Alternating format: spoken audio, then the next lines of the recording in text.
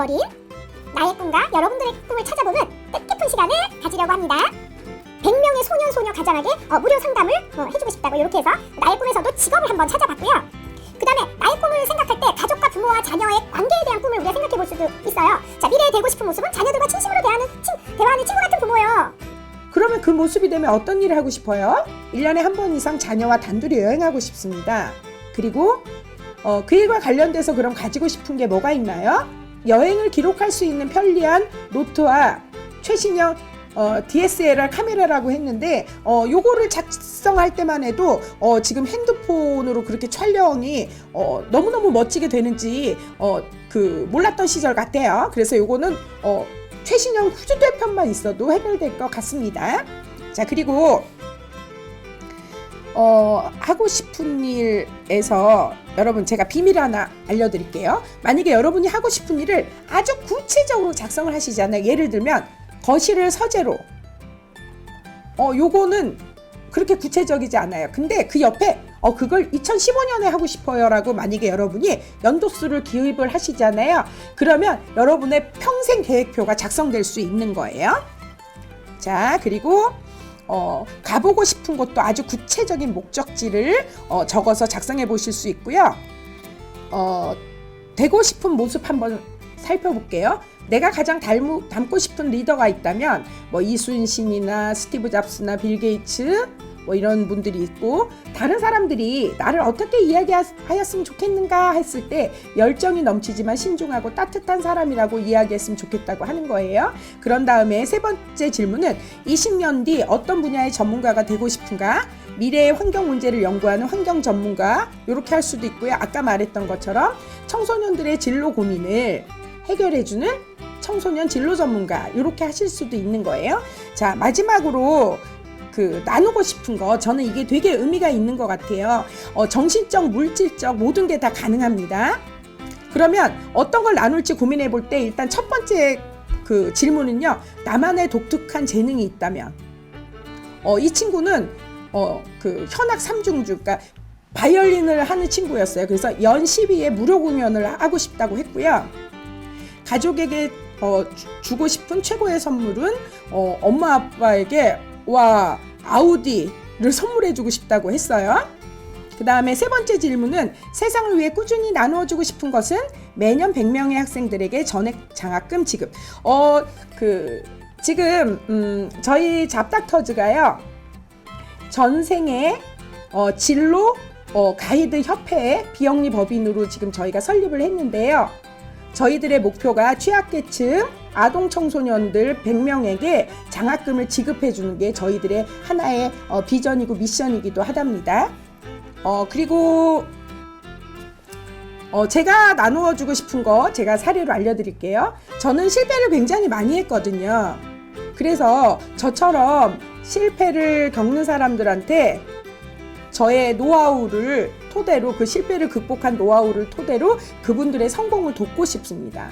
그리고 저는 열심히 컨설팅하고 강의해서요, 돈을 많이 벌려고 해요. 그래서 죽어가는 영혼도 살리고 고아와 노인들도 후원하고 가난한 교육생들에게 무료로 교육을 해서 그 사람들이 글로벌 리더가 되는 데 도움이 되고 싶습니다. 그리고 나중에 제가 하나님의 부름을 받아서 이 세상을 떠나갈 때는 몸을 건강하게 유지했다가 저의 장기로 병자들을 살리고 싶습니다. 여러분 어떠셨나요? 오늘 저와 함께 꿈리스트 다 찾으셨나요? 오늘 집에 돌아가시면서도 다음 차시까지 꿈리스트 더 많이 찾아보시고요. 항상 긍정적인 미래를 꿈꾸는 우리들이 다 됐으면 좋겠습니다.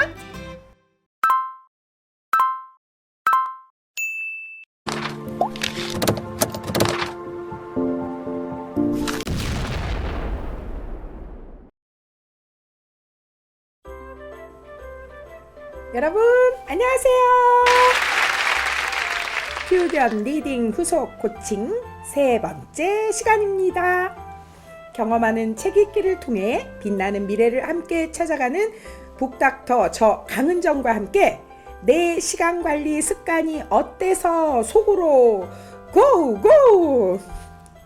시간나무 색칠하기까지 해봤어요. 이번에는 그러면 오늘 우리가 읽는 책이 있죠. 어떤 책을 읽기로 했죠? 내 시간관리 습관이 어때서 독지행 기록을 해보겠습니다. 일단 책 제목에 내 시간관리 습관이 어때서를 적으시고요. 저자는 누구세요? 박성철 선생님이죠. 그리고 출판사 적으시고요. 자, 그러면 독부터 한번 볼까요? 118면 상윤이는 독서를 하고 축구 경기를 시청하고 숙제를 하고 일기를 쓰느라 햄스터에게 먹이를 주지 않아 사랑하는 햄스터를 잃었다. 우와, 너무너무 슬픈 일이에요. 선생님도 북닥터 강은정 선생님도 잡거리라는 강아지를 키우고 있어요. 근데 그 친구는 선생님이 너무 신경을 써가지고 먹이를 많이 줘서 살이 많이 쪘어요. 그래서 사람들이 그 친구와 같이 걸어가면 소세지가 굴러가는 것 같다고 막 놀려요. 여하튼 되게 슬픈 일이에요. 그러면 어떤 것을 깨닫고 알게 되었을까요? 햄스터에 먹이를 주는 중요한 일을 먼저 하지 못해서 사랑하는 햄스터를 잃었다. 바인더를 활용해 중요한 일을 먼저 하는 습관을 길러야 한다. 그러면 이제 그 사랑하는 햄스터를 잃고 나서 중요한 일을 먼저 하는 습관을 길러야겠다는 결심을 했는데, 이 친구는 그러면 어떻게 적용하고 어떻게 실천 계획을 세웠을까요? 공부와 일을 너무 열심히 하느라 건강관리도 못하고 있고 부모님을 찾아뵙는 횟수도 너무 적었다. 그래서 하루 1시간 이상 운동을 하고 2달에 한 번 부모님과 만나는 것을 계획으로 세웠습니다. 여러분들 지금 우리가 3회차에 걸쳐서 독지행 독후감을 써보고 있는데요. 예를 들면 읽은 것, 알게 된 것, 행할 것, 이 3가지를 이어서 정리해서 이렇게 연결하면 그것이 자연스럽게 독후감이 되잖아요. 네, 여러분들 그래서 내 시간 관리 습관이 어때서도 여러분이 참 독후감을 잘 작성해 보셨어요. 자, 그러면 이번에 할 일은 뭔가요? 독서장을 작성하셔야겠죠. 독서장. 그래서 보니까 내 시간 관리 습관이 어때서는 3월 10일 날 읽은 걸로 돼 있네요. 그리고 여기서 한 줄 느낌을 적어 놓으시면 여러분이 계속해서 책을 읽으시면서 여러분의 어떤 요약하는 능력을 키우실 수 있는 좋은 방법이거든요. 시간 관리 하고 화살표를 딱 하고 성적하고 화살표가 하루 위로 딱 솟아있어요. 그럼 무슨 얘기예요? 시간 관리를 잘 했더니 성적이 올라갔다. 그래서 자기 관리가 잘 되고 결국은 성공할 수 있을 것이다. 이렇게 한 줄 느낌을 아주 잘 적었네요. 자, 여러분 축하드립니다.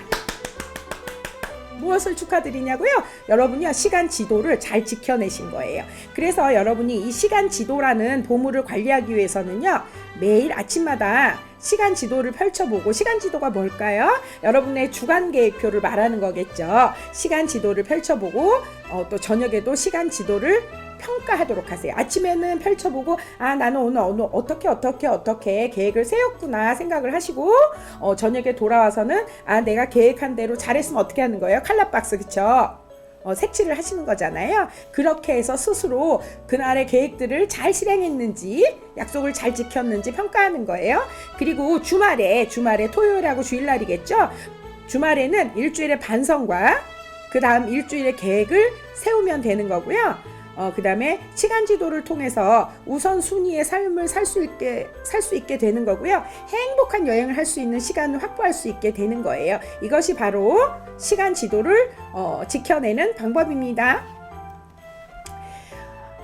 여러분, 다음 차시에는 각자의 강점을 판매하는 퍼스널 옥션을 진행할 거예요. 선생님이 지금까지 여러 학생들과 이 퍼스널 옥션을 진행해 봤는데 너무너무 재밌어 하거든요. 여러분 기대하면서 다음에 다시 만나요. 안녕.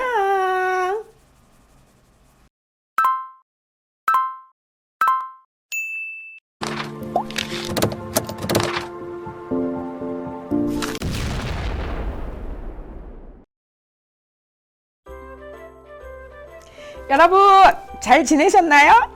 공기업, 대기업 박살내기 시즌 1 3차 시를 함께할 잡닥터 강은정입니다. 지난 1, 2차 시에는요, 성공, 취업 핵심 전략을 살펴보았는데요. 공기업, 대기업 박살내기 시즌 1 3차 시에는 채용 트렌드를 분석해보고 대비 전략을 수립해보겠습니다. 자, 두 번째 채용 트렌드는요, 면접 중심 채용입니다. 자, 면접 중심 채용이라는 건 뭐냐면 직무 중심으로 채용하겠다는 거예요. 그래서 지원자의 직무 역량을 심층적으로 검증하기 위해서 입사 지원서보다는 면접을 강화한 그런 경향이라고 보시면 되고요. 이렇게 면접 중심 채용이 확대되고 있는 배경에는요, 블라인드 채용이 확산되고 있다는 것도 한몫합니다. 공공기관을 시작으로 해서 블라인드 채용이 민간 기업까지 확산되면서요, 이를테면 서류에서 확인하기 힘들었던 지원자의 직무 역량을 파악하기 위해 면접이 강화된 것입니다. 국내 기업 같은 경우는요, 2단계로 면접이 진행됩니다. 예를 들면 뭐 실무 면접을 치른 뒤에 인성 면접을 보고 있어요. 그리고 지금 뭐 복합 변형 면접이라든지 블라인드 면접이 강화되고 압박 면접, 뭐 이색 면접, 뭐 유자료 면접은 오히려 약화되는 경향을 보이고 있습니다. 자, 세 번째 경향은요, NCS 기반 채용입니다. 자, NCS는 무엇인가요? 산업 현장에서 직무를 수행하기 위해서 요구되는 지식, 기술, 태도를 국가가 산업 부문별, 수준별로 체계한 것을 말하거든요. 근데 이 NCS가 어떤 좋은 역할을 하느냐? 취준생과 기업의 미스매치 문제를 해소시키고요. 자, 과거에는 스펙과 학벌 중심의 채용이었다면 이제는 완벽하게 직무 중심 채용으로 채용 문화 전반에 아주 긍정적인 영향을 미치고 있습니다. 그리고 이 NCS 기반 채용은요, 중소 또는 중견기업의 채용 시스템으로도 굉장히 활발히 활용되고 있습니다. NCS 기반 채용의 경우에는요, 사실은 공공기관에서 우선적으로 시도했습니다. 그리고 NCS 이런 기반 채용은요, 단순히 필기시험이 아니라 채용의 전 과정에 대한 근거인 직무기술서를 제공하기 때문에 기업은 필요한 인재를 선발할 수 있고요.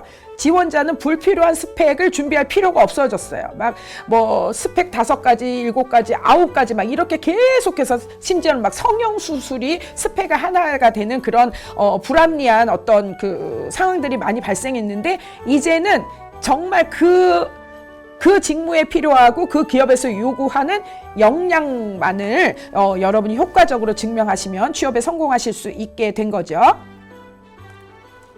자, 그래서 그러면 NCS 기반 채용을 우리는 어떻게 대비해야 할까요? 일단은 NCS 직무기술서 굉장히 중요합니다. 그것을 토대로 직무 역량 키워드를 도출하시는 거 여러분들 굉장히 신경 쓰셔야 될 부분이에요. 예를 들면 NCS 직무기술서에서는요, 그 직무에 필요한 지식이 무엇이고 태도는 무엇이고 기술이 무엇인지 잘 나와 있습니다. 그리고 그 직무를 수행하기 위해서 어떤 직무 내용이 있는지도 얼마나 구체적으로 잘 나와 있는지 몰라요. 그래서 여기서 여러분이 직무기술서를 분석함으로써 그 직무 역량을 효과적으로 남들과 차별화시켜서 효과적으로 드러낼 수 있는 그런 직무 핵심 역량 키워드들을 도출하셔야 되는 거예요. 자, 이 NCS 기반 채용에 대비하시려면요, 맞춤형 입사지원서 면접 대본 준비가 필요하거든요. 그게 무엇을 통해서 가능하다고요? NCS 직무기술서를 취업 마인드맵에서 제공하는 직무 분석 방법을 통해서 잘 분석하셔갖고 직무 핵심 키워드 선정하셔서 그것을 맞춤형 입사지원서와 면접 대본에 반영하시면 되는 겁니다. 자, 여러분, 지금까지 채용 트렌드 5가지를 살펴보았습니다. 다음 차시에서는요, 취준생들의 잡스런 궁금증을 속 시원하게 풀어드리겠습니다. 다음 시간에 다시 만나요. 안녕.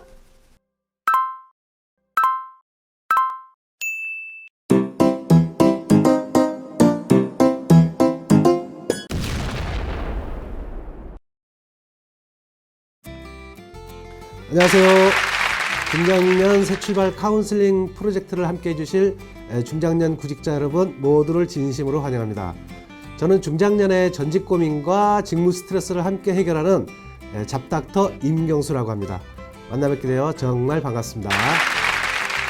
세 번째로, 다른 산업 동일 직무로 재취업하는 것입니다. 일반적인 케이스라고 할 수 있죠. 인사, 총무, 회계, 교육 등 모든 기업에서 필요한 공통 직무의 경우 비교적 용이하게 재취업이 가능합니다. 예를 들면요, 은행원 출신이 재무설계 강의나 기업의 그 재무 담당 직무로 전직하는 경우를 주변에서 흔히 볼 수 있습니다. 마지막으로 다른 산업, 다른 직무로 재취업하는 것입니다. 그동안 경력을 활용하지 못하고 새롭게 도전해야 하는 상황이기 때문에 조금 어려운 케이스라고 할 수 있죠. 4차 산업혁명 시대를 맞아 새로운 산업과 새로운 직무가 많이 생겨나고 있는데 뭐 그런 곳에서 일거리나 일자리를 찾는 방법이죠. 아마 여러분도 매스컴이나 SNS에서 많은 사례를 보셨을 거예요. 특히 코로나19 팬데믹 이후에 새로운 일자리나 직무가 생겨나고 있음을 많이들 알고 계실 거예요. 전직이 용이하지 않지만 일거리가 상대적으로 많이 생겨나고 있기 때문에 자신의 흥미와 적성을 반영하여 도전한다면 가능성이 충분하다고 생각합니다. 다음은 경력개발 유형 중 외주 창업에 대해 학습해 보겠습니다. 본인이 기존에 근무하던 기업이나 유사한 기업으로부터 비핵심 업무를 외주받아서 창업을 하는 것인데요. 꾸준히 성장하는 시장이라고 볼 수 있습니다. 그 가치가요, 2020년에는 620억 달러를 넘었었다고 합니다. 2019년 조사에 의하면은 약 56%의 기업들이 소프트웨어 개발을 맡기는 아웃소싱 비중을 늘릴 것이라고 하는 발표도 있었습니다. 아웃소싱 비중이 늘어나는 이유는요, 사내에서 개발할 의지도 부족하고 시간도 부족하고 그리고 기업의 입장에서는 개발 비용 절감이 가능하기 때문이라고 합니다. 그러면 외주 창업 사례를 살펴보도록 하겠습니다. 페이스북이 190억 달러에 사들인 왓츠앱은 비용 절감을 위해 핵심 소프트웨어 개발을 아웃소싱했습니다. 그리고 다국적 이커머스 공룡기업인 알리바바 잘 아시죠? 현지화의 어려움으로 웹사이트 개발을 아웃소싱했다고 합니다. 그리고 소비재 분야의 그 공룡기업인 유니레버는요, 시스템 확장 및 운영 간소화를 하기 위해서 비기술 기업의 한계의 극복을 위해 ERP 시스템 통합 프로젝트를 아웃소싱했다고 합니다. 그리고 여러분이 잘 아시는 구글이 얼마나 광범위하게 IT 업무를 아웃소싱하고 있는지 추정하기가 쉽지 않습니다. 그중 많이 언급되는 것은 이제 구글 광고 서비스 애드워즈 지원 서비스를 아웃소싱한 사례입니다. 구글은요, 트렌드와 혁신에 더욱 집중하기 위해서 애드워즈 지원 서비스를 아웃소싱했다고 합니다. 디지털 형태의 제품을 누구나가 구입할 수 있도록 할인 판매하는 앱스모. 이 앱스모는요, 정규직으로 개발팀을 꾸리는 것이 시기상조라는 판단하에 그 웹사이트 개발을 아웃소싱하고 있다고 합니다. 제 오래된 지인도요, 무역회사에 근무하다가 퇴직 후에 수입 업무를 외주받아서 수출입 사업체를 창업해서 운영하고 있는 경우도 있습니다. 네, 이번 시간에는요, 신중년 경력개발 유형 중 귀농, 사회공헌 일자리, 재취업, 외주 창업에 대해서 알아보았습니다. 다음 시간에는 1인 지식기업과 전문계약직, 창업 및 창직에 대해서 함께 알아보는 시간을 갖도록 하겠습니다. 네, 감사합니다. 다음 시간에 뵙겠습니다.